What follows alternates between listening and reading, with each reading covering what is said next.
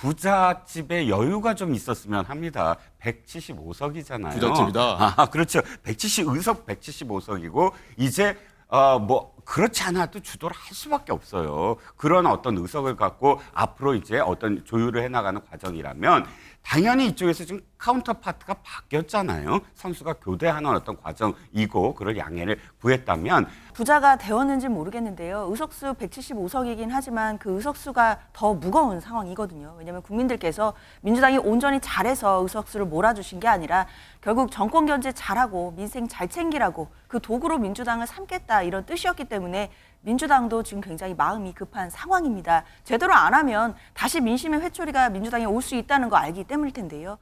장관 기자, 일단은 그 홍철호 신임 정무수석이 임명되면서 만남이 일단 어제 불발된 건데 다음 날짜가 좀 실무회동 날짜가 잡혔나요? 오늘 오후에 있을 것으로 지금 예정이 되어 그런가요? 있습니다. 그런데 아직 정확한 시간은 정해지지 않았고 저희에게 공지가 되진 않았는데 어제도 사실 3시 정도에 예정이 되어 있었기 때문에 아마 오늘도 좀 비슷한 시간에 이루어지지 않을까 이렇게 예상을 할 수 있을 것 같습니다.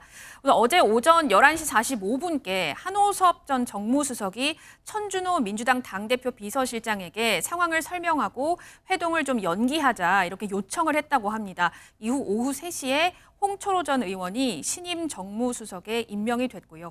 민주당 측에서는 이 총선 민심을 받드는 회담을 준비하는 아주 중요한 회동인데 미숙하게 처리한 데 대해서 유감을 표명을 했습니다.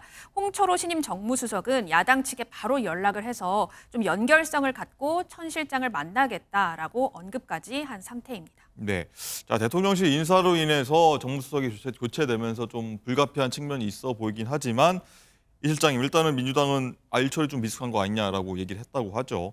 어떤 의제 두고 좀 입장차가 있을 것 같긴 한데 거기에 따른 어떤 신경전 형적이라고 봐야 될까요? 어떨까요? 아니 민주당이 좀 이렇게 부잣집에 여유가 좀 있었으면 합니다. 175석이잖아요. 부잣집이다. 그렇죠. 의석 175석이고 이제 뭐 그렇지 않아도 주도를 할 수밖에 없어요. 그런 어떤 의석을 갖고 앞으로 이제 어떤 조율을 해나가는 과정이라면 당연히 이쪽에서 지금 카운터 파트가 바뀌었잖아요. 선수가 교대하는 어떤 과정이고 그럴 양해를 구했다면 약간 좀 아쉽더라도 지금은 의제를 설정을 하고 만나는 데 초점이 있습니다. 그러면 상대를 조금 좀 여유 있게 그렇게 상대를 해야 되지 않을까. 이때마다 조금 수위를 높여가면서 신경전을 벌이면서 길들이려고 하거나 또는 뭐 군기를 잡으려고 하거나 이런 식의 어떤 느낌을 주는 건 175석의 야당답지 못하다는 거예요. 저는 그래서 이 주도하는 전체적인 전국 입법을 포함해서 전체적인 전국을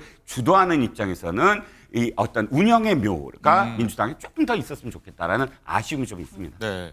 부잣집에 여유를 보여달라, 군기 잡지 말아달라 의견을 내셨는데 어떠십니까? 글쎄요, 뭐 민주당이 부잣집인지는 모르겠습니다. 사실 뭐 부자가 되었는지 모르겠는데요. 의석수 175석이긴 하지만 그 의석수가 더 무거운 상황이거든요. 왜냐하면 국민들께서 민주당이 온전히 잘해서 의석수를 몰아주신 게 아니라 결국 정권 견제 잘하고 민생 잘 챙기라고 그 도구로 민주당을 삼겠다 이런 뜻이었기 때문에 민주당도 지금 굉장히 마음이 급한 상황입니다. 제대로 안 하면 다시 민심의 회초리가 민주당에 올 수 있다는 거 알기 때문일 텐데요.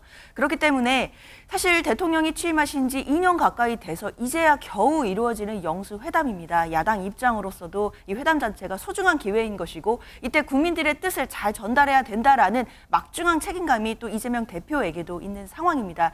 그렇기 때문에 대통령실에서 이런 실무 협의조차도 업무 처리가 미숙한 부분 야당으로서는 지적하지 않을 수 없다고 생각하는데요. 뭐 그렇다 하더라도 영수회담 자체가 뭐 판이 엎어지는 건 아니기 때문에 앞으로 실무 협의도 잘 될 거고 영수회담도 잘 이루어져야 된다는 것이 국민적인 기대라고 생각은 합니다. 다만 지난주에도 대통령실이 뭐 박영선 전 장관, 뭐 양정철 전 민주연구원장의 인사 관련돼서 여러 가지 이야기들이 나오면서요.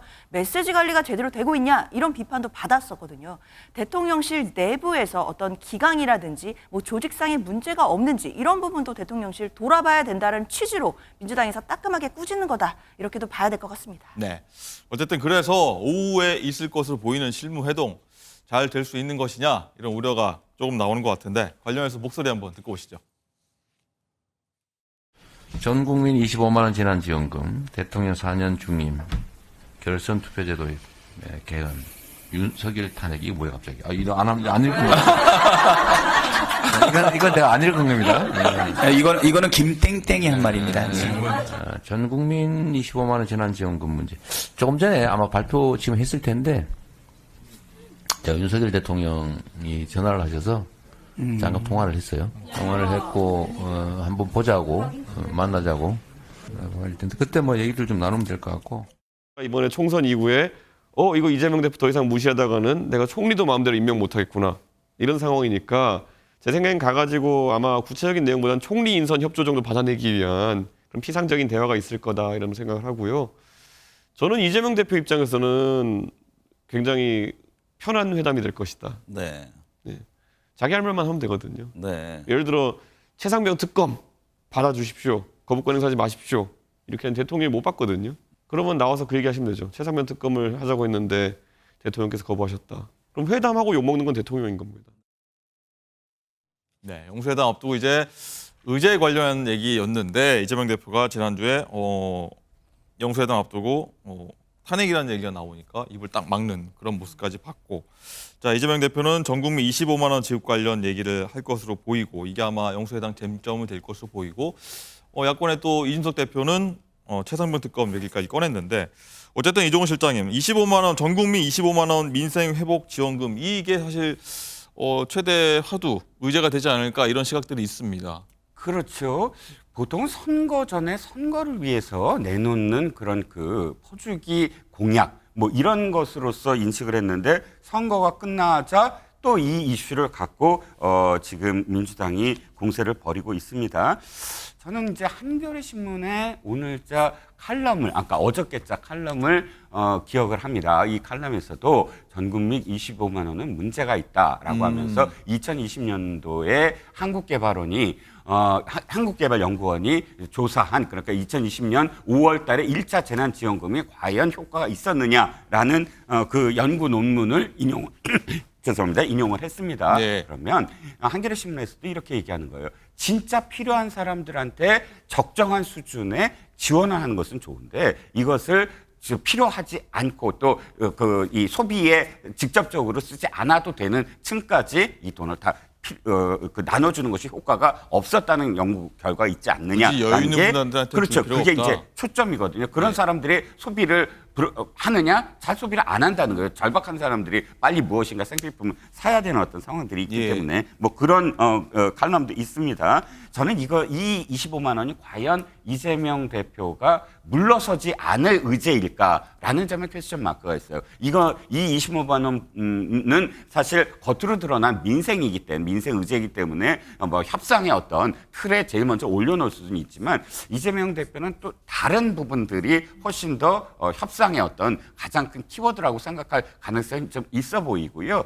윤 대통령 입장에서 바라봤을 때 이거 절대 못 받아라고는 또 생각하지 않아요. 이를테면 액수에 대한 뭐 조정이라든지 또는 아까 말씀드렸지만 이게 보편적 복지가 아니라 선별적 복지로 가자. 같은 재정을 투입하더라도 이런 어느 정도의 어떤 조율이나 협상의 여지가 좀 있어 보이거든요. 그래서 25만 원이 둘 다 양보 못하는, 꼭 받아야 된다, 꼭 반대한다라는 그런 의제는 아닐 것 같습니다. 네, 제가 잠시 오프닝 때 소개했다시피 뭐 지금 올해 나라빚이 한 800조에 육박한다고 하고 재정 건전성이 굉장히 악화될 거다 이런 말씀 드렸는데, 거기에 그런 맥락으로 한번 말씀 더 얘기 나누자면, 장인주 부위원장님, 일단은 이준석 대표는 조금 전에 목소리에 들었다시피 전 국민 25만 원 지원금 이거는 좀 철회하자 이런 얘기를 했거든요. 어떻게 좀 민주당은 받아들일까요? 그렇죠. 뭐 이준석 대표의 말도 일리가 있습니다. 뭐 선별해서 지원하자라는 취지로 읽히기는 하는데요.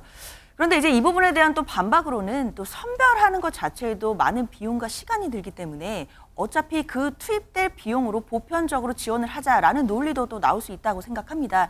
사실 이 25만 원과 관련된 민생 지원금은 아마도 이번 영수회담의 의제로 올라갈 것은 거의 확실해 보이기는 하는데요. 사실 대통령께서도 그리고 이재명 대표 또한 공히 민생 얘기하고 있거든요. 그런데 그 민생을 푸는 방식에 대해서는 두 분이 좀 시각차가 큰 것으로 보이긴 합니다.